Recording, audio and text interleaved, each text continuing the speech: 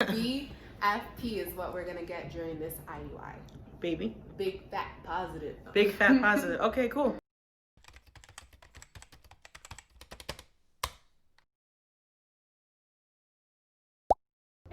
So today me and Megan had an appointment at our new fertility clinic for our baseline ultrasound as well as blood work for our second IUI.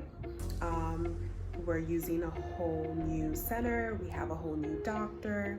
So things are different this time around, and it felt different. There was definitely a big difference between the last clinic and this clinic. Anyways, as far as like the ultrasound, everything looked good. I have 2 follicles, one on the left side measuring at 7 millimeters, and then I have one on the right side that's measuring at 6 millimeters. Like I said, this is a whole new center, so the protocol is different. My first IUI, I took 50 milligrams of Clomid, and this protocol would be letrozole, which I start taking tomorrow, cycle day 3. I'm taking that up to cycle day 8, and then I go back in cycle day 10, just to make sure that everything's growing properly, hopefully. Yeah, and some additional blood work, I think, just to make sure that my eggs are matured and to check to see if I'm starting to ovulate. So, wish us luck. Hello guys, pregnancy update. Today we went to do the monitoring to see where Christina's lining and the egg growth is at. Hopefully we get some good news and they let us know that her eggs are growing properly, and we could probably do the examination by the end of this week.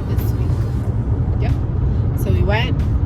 I have, how many follicles I told you? You have one on the left that's at 15, and then I have 4 on the right. 3 or 4? 4 on the right. Okay. So I have 4 on the right, 2 that are measuring at 10, one that's measuring at 9, and another one that's measuring at 8.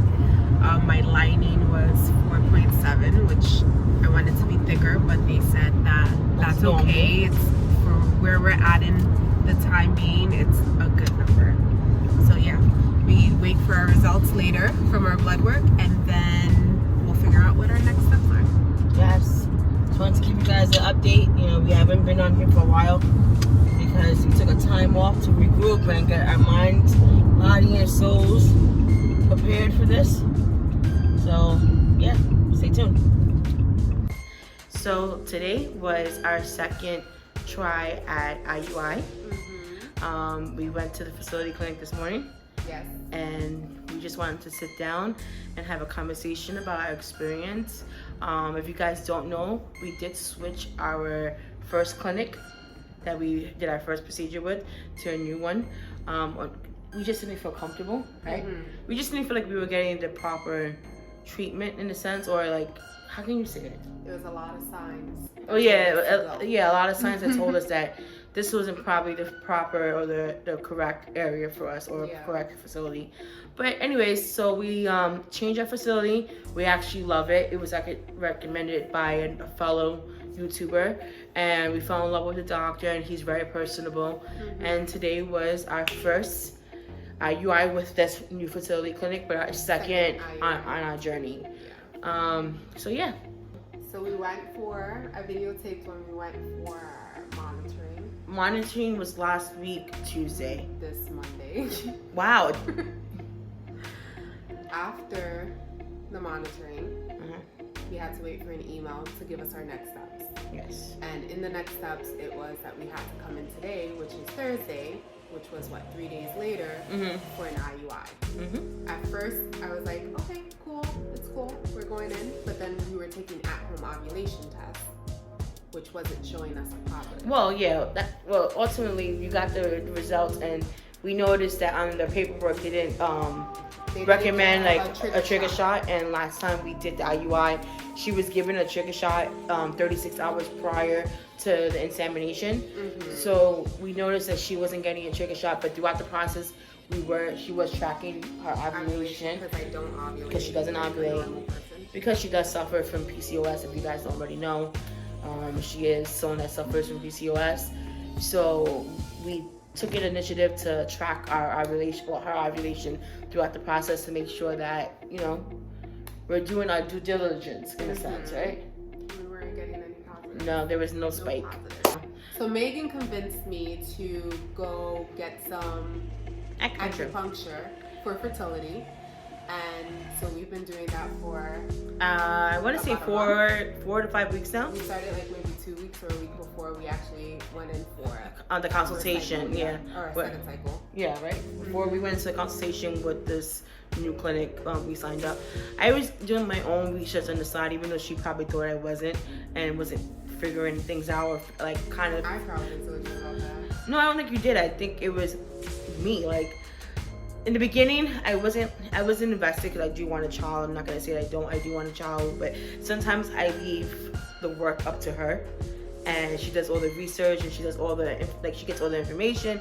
And this time around, I didn't want her to feel like she was left out on this journey. This is something that we decided to do together as a family and as a couple, and I wanted to make sure that I knew what I needed to know.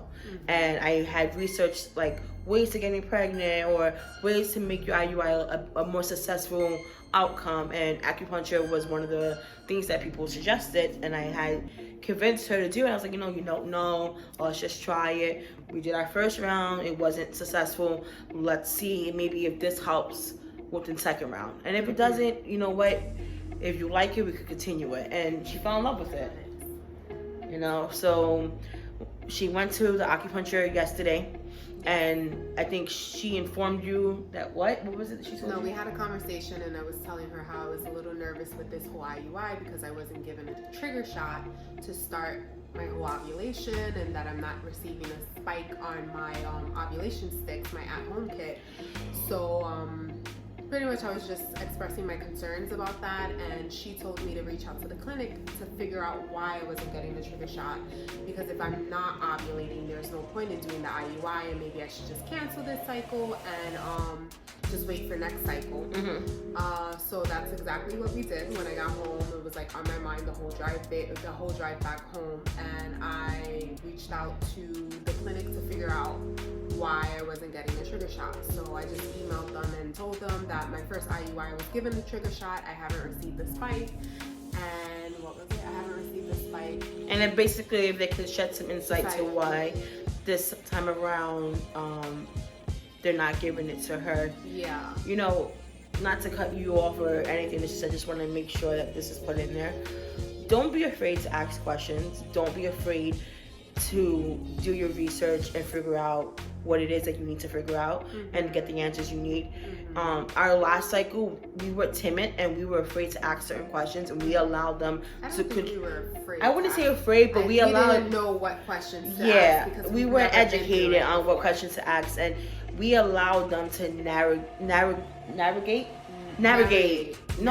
like our journey. Like they literally navigated our journey, and it was basically following what they told us and what we thought was right because they were telling us. And as we sat back and we realized, okay, you know what, it didn't work, what can we do on our end? How do we better educate ourselves so the next time around we don't feel like our answers were not answered or our concerns were not heard, whatever the case may be, not to be afraid. So one piece of advice I would definitely give anybody that's going through this, don't be afraid. Ask the questions. What's the worst that can happen? They'll tell you no, and that's it. Do your own research, but you never know. You might get a doctor in a facility that is willing to answer those questions, and we found one that, they answer right away. Yeah, like they're literally. How do you say responsive? Very responsive. When it comes down to like emails, so we just emailed them to figure out why we weren't getting that trigger shot, and they responded within 10-15 minutes and told us pretty much we were going to get the trigger shot, but it was going to be the same day of the IUI. Yeah. Which is different. Because totally I watch different. a lot of videos on YouTube and nobody does the same thing. So if you did, please let us know. Yeah, comment below. Right? She said comment below. No, honestly, because this is like the first time that I even seen that. Cause I watch videos with her. I'm not big on YouTube, but I do watch the videos that she's watched because we live in the same household. So when it's on, you pay attention, right? But that's the first time, and the way he explained it to us, the doctor, was that basically they give you the trigger shot after insemination because they want the sperm and the eggs to meet, basically. Yes. So because they're giving it to you after, you have that 36 window where the sperm is already inside, it's embryo inside of you, so it has a better chances of meeting the egg.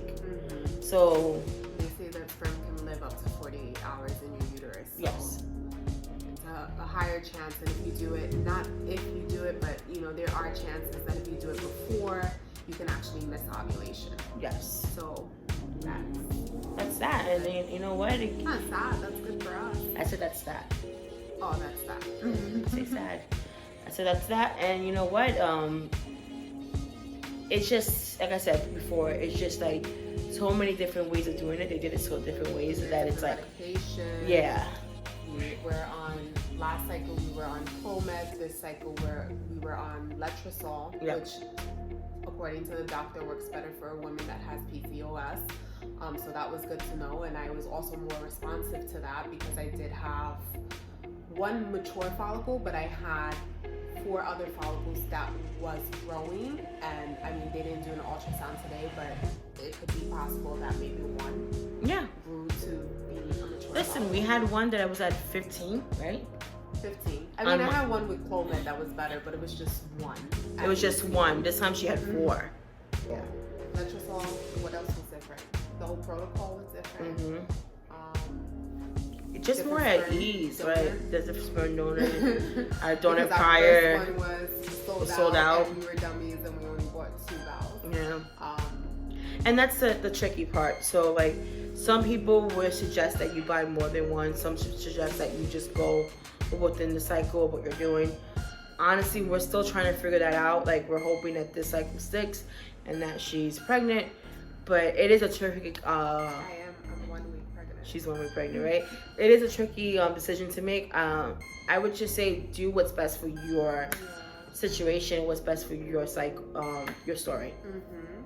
You know. But yeah, that's really it. We just wanted to jump on and kind of give you an insight to where we're at, and you know, let you know that we're still here and we're still trying.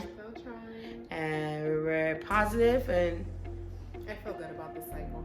Even if it's a negative, I still feel good about this cycle. Yeah, me too. Honestly, I feel better in the sense of like, I feel more at ease, and I feel like the proper care was taken. And we weren't just a number. We were treated as an actual patient. Yeah, I feel like in the other place, it was just like we were just a number. Let's put it like this: they haven't even reached out to access, and we're gonna continue. We were going to continue right after our first cycle, and because the nurse dropped the ball and didn't put in my prescriptions for my medication right away, I had to cancel that cycle because I wouldn't have my medication on time, and they were putting me on injectables, so I needed it. It wasn't something that you could pass pick up at a pharmacy. Yep. So that's that. Yep. So yeah, we're here. That's in the past. So, thank you for joining us. We appreciate the love and support. And if you're on your TTC journey, we wish you the best of luck.